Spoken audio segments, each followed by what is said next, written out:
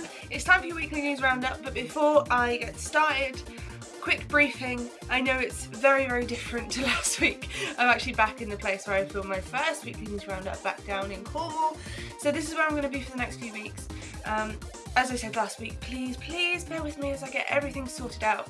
And I'm really sorry for the quality of this right now. Basically, I am filming this on my MacBook, so next week, again, hopefully I should have my camera. I'm really hoping I do, but if I don't, then it'll be back to filming on my phone and on my Mac, so please bear with me for this. But should we get started on the news? Should I stop complaining? Because I think that's why you're all here. Ubisoft have announced that they are releasing 2 Assassin's Creed games this year, with the newest edition being Assassin's Creed Rogue. Players are able to take control of Shay Patrick Cormac, who recently turned into a Templar. The story will progress around Cormac's journey from Assassin to Templar, and just like Assassin's Creed Unity, it's going to be set in the French Revolution. You also get the chance to fight on big boats and pirate ships, just like in Black Flag. The air is still, and I am a hunter.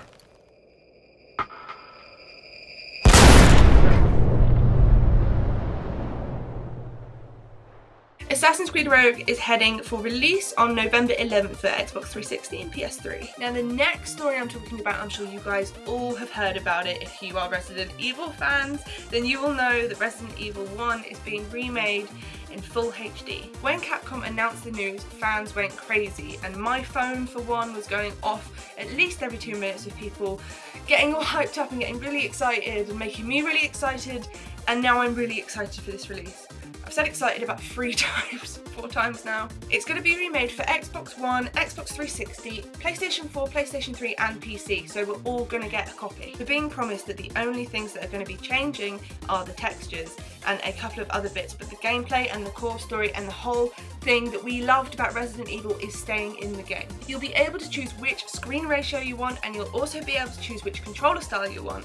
So whether you're a fan of the old controller style with all of the controller movements, and you like the fact that people walk like this with their legs at different, you know what I'm getting at, with all the bricky and small movements that we used to have back in those days, or you can have the new controller style where things are a bit more free-flowing and it looks like everyone's doing a contemporary dance. You can have something like that. It's completely up to you, so whether you want to get all nostalgic with the first ever controller style or you want to actually be able to control things a little bit better, you'll be able to choose. The game's going to be released digitally across every console, and a price has not been announced yet. My final story for today is about one of my favourite game series of all time, and that is BioShock.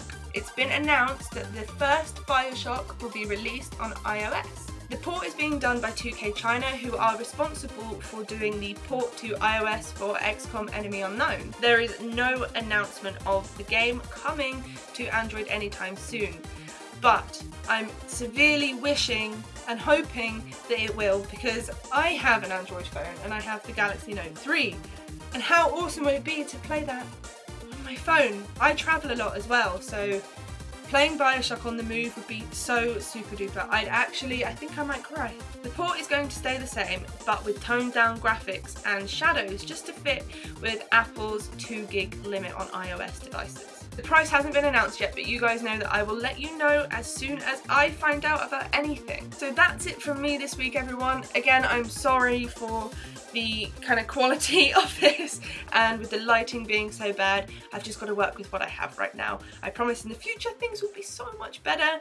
Next week I am focusing the episode on Gamescom, because obviously Gamescom is coming up. It's in a few days, I think. So I'm going to be focusing the weekly news roundup on Gamescom next week, so keep an eye out for that. Remember to go and hit the like and subscribe button if you haven't already done before, to see more from me every Sunday. Also remember to go to my personal Facebook page and click the like button so you'll see updates from me and all of my other videos coming up, because I've got another video coming up for you guys where I do an indie spotlight thing pretty soon, so keep an eye out for that.